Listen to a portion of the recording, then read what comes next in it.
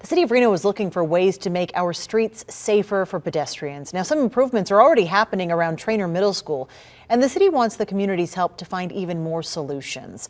Paul Nelson has more on the changes that have been made by the middle school.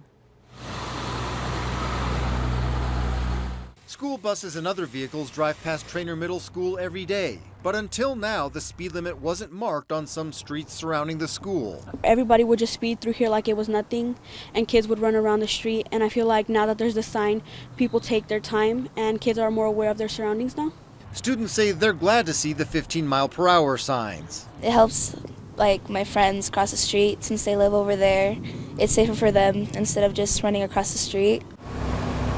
The city of Reno is also installing sidewalks and flashing lights in the same area, and it's looking at other ways to update the infrastructure in older neighborhoods.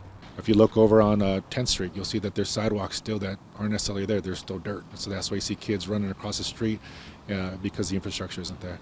The upgrades come less than 4 months after two 12-year-old students got hit by a car in a crosswalk just a few blocks away. Our lives have been tremendously turned upside down. Jeanne Saucedo's son Zael made a full recovery, but her niece Natalia is still learning how to walk and talk again after a traumatic brain injury. My son and my niece were doing the right thing, using the crosswalk. Unfortunately, somebody wasn't paying attention. That's why she says street improvements have to go hand in hand with better driving and pedestrian habits, and city leaders agree. We need to make sure we're talking to the schools directly, as that's where our kids should feel the safest, especially when they're going to school and leaving school. Covering the story, Paul Nelson, 2 News.